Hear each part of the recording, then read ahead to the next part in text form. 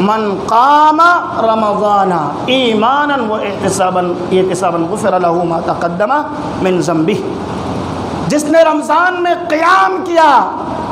دیکھیے لوگ بولتے ہیں نا کہ رمضان میں تراویح کہاں سے آئی؟ خود نبی صلی اللہ علیہ وسلم فرماتے ہیں من قام رمضان، جس نے رمضان میں قیام کیا۔ پورے سال کا ذکر نہیں ہے اس روایت میں، بخاری اور مسلم شریف کی روایت ہے۔ جس نے رمضان میں قیام کیا ایمان کی حالت میں، ثواب کو حاصل کرنے کے ارادے سے، غفر لہ ما تقدم من ذنبہ، تو اس کے جتنے بھی سابقہ گناہ ہیں سارے کے سارے چھوٹے چھوٹے گناہ معاف کر دیے جائیں گے۔ اور اللہ کے نبی صلی اللہ علیہ وسلم نے اپنی زندگی میں اس کی ترغیب دی اور باقاعدہ خود اس پر عمل پیرا ہوئے۔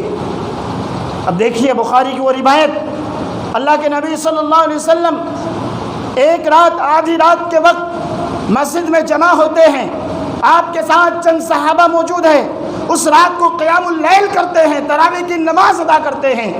لیکن جیسے ہی دوسری رات دوسرے صحابہ کو پتہ چلتا ہے کہ رمضان کی رات میں اللہ کے نبی صلی اللہ علیہ وسلم صحابہ کو قیام کرائے ہیں، اس کی خبر ہوتی ہے، کانوں کان باتیں پہنچتی ہے، لوگ شوق سے، حرص سے، لالچ سے پہنچ جاتے ہیں تراویح کے لیے میرے بھائی۔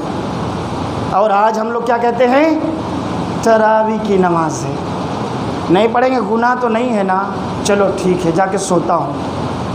لیکن اللہ کی قسم ان نوجوانوں سے پوچھو جو تراویح نہیں پڑھتے، ان لوگوں سے پوچھو، ان لوگوں کے گھر کی حالت دیکھو جو مساجد کے اندر قیام نہیں کرتے ہیں، ان میں سے اکثریت راتوں کو بھی قیام نہیں کرتے ہیں، ان میں سے اکثریت رات کو 12 بجنے کے بعد ہی اپنے بستر پر لیٹنے کے لیے جاتے ہیں، اس سے پہلے سوتے نہیں ہیں۔ آج پورے امت مسلمہ کی حالت دیکھیے، کون ایسا گھر ہے جس کے اندر کہہ دے کہ میں 10:30 بجے سو جاتا ہوں؟ شاید کوئی گھرانہ ایسا اپنے معاشرے میں ملے گا، اور 10:15 بجے تک اس نفلی نماز سے جب کہ فری ہو جاتے ہیں، لیکن بہت سارے ہیلے اور بہانے ہیں جس کی وجہ سے اس نماز کا اہتمام نہیں کرتے۔ بہرحال دوسرے روز حرص نیکیوں کا اتنا ہے، کثیر تعداد میں صحابہ جمع ہو گئے، اس دن بھی نماز ادا کی۔ تیسرے دن لوگوں کو اور بھی علم ہوا، ارے قیام اللیل کا اہتمام ہو رہا ہے اللہ کے نبی صلی اللہ علیہ وسلم کے ساتھ۔ لوگ شوق سے امڑ پڑے، اتنی بھیڑ ہوئی کہ اللہ کے نبی صلی اللہ علیہ وسلم کی اقتداء میں نماز ادا کی گئی۔ تیسرے دن بھی، چوتھے دن اور بھی لوگوں کو علم ہوا کہ قیام اللیل کا اہتمام ہو رہا ہے مسجد میں، اللہ کے نبی صلی اللہ علیہ وسلم نماز پڑھا رہے ہیں، تراویح پڑھا رہے ہیں، قیام اللیل کر رہے ہیں۔ اتنے تعداد میں لوگ آ گئے، مسجد چھوٹی پڑ گئی، لوگ زیادہ ہو گئے۔ اللہ کے نبی صلی اللہ علیہ وسلم نے لوگوں کی حرص، نیکیوں کی لالچ، لوگوں کے اندر آخرت کی کامیابی کا شوق اور جذبہ کو دیکھ کر کے گھر میں بیٹھ گئے کہ اللہ اکبر، اتنی نیکیوں کی لالچ قیام اللیل کے لیے، کہیں ایسا نہ ہو کہ اللہ رب العالمین کو یہ عمل اتنا محبوب ہو جائے، لوگوں کی لالچ کو دیکھ کر کے اتنا پسندیدہ معلوم ہو، کہیں اللہ تعالیٰ اس نماز کو فرض نہ کر دے، کیونکہ اس میں قیام لمبا ہوتا ہے، لمبے دیر تک جو ہے وقت لگانے کی ضرورت ہے۔ اگر فرض اللہ نے کر دیا اور امت کے اکثر لوگ اگر اس سے محروم رہ گئے، تب تو کیا ہوگا میرے امت کا؟ سب گنہگار ہوں گے، مجرم ہوں گے، میدان حشر میں کیسے نجات پائے گا؟ اللہ کے عذاب سے کیسے بچ سکے گا؟ اللہ کے نبی صلی اللہ علیہ وسلم چوتھا دن گھر ہی میں رک گئے تاکہ لوگوں کو بتایا جائے کس وجہ سے میں تمہارے یہاں پہنچا نہیں، آپ گھر میں رکے۔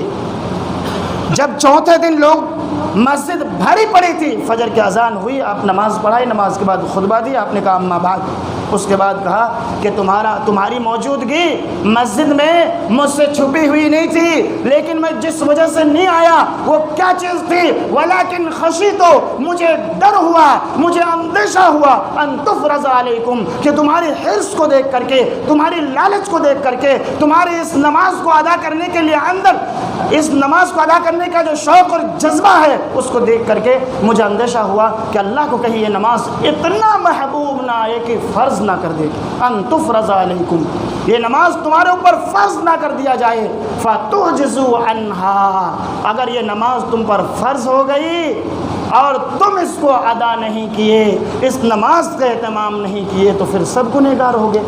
اس لیے چوتھا دن میں تم سے مخفی رہا۔ میرے بھائیوں، اللہ کے نبی صلی اللہ علیہ وسلم کی اشارہ کس جانب ہے کہ نماز بہت محبوب ہے۔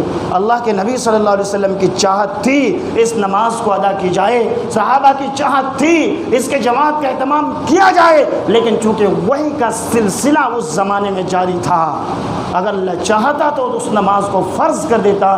اس لیے اللہ کے نبی صلی اللہ علیہ وسلم حکمتاً مصلحتاً اس نماز کا جو ہے اہتمام کرنے سے آپ جو ہے رک گئے کہ اللہ رب العالمین فرض نہ کر دے۔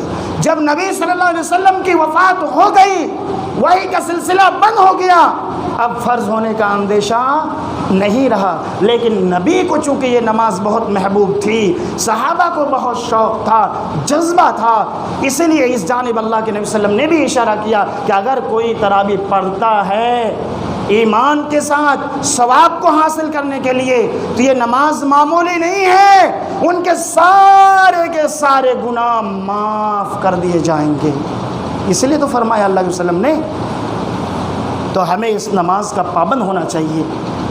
یہ مہینہ کس کو ملے گا اور کس کو نہیں ملے گا کون جانتا ہے؟ ایک مہینے کا تو مہمان ہے، پھر ہم اس نماز کو معمولی سمجھ کر کے کیوں چھوڑے، کیوں ترک کرے؟ قرآن کا سننا، قرآن کی تلاوت کا، فرض نماز کا پڑھنا کتنی سعادت کی بات ہوگی ہمارے لیے، کتنی خوش نصیبی کی بات ہوگی۔ اور اللہ کے نبی صلی اللہ علیہ وسلم نے روزے کے تعلق سے بھی یہی فرمایا کہ جس نے ایمان اور ثواب کو حاصل کرنے کے ارادے سے روزہ رکھا، اس کے بھی سارے گناہ معاف کیے جائیں گے۔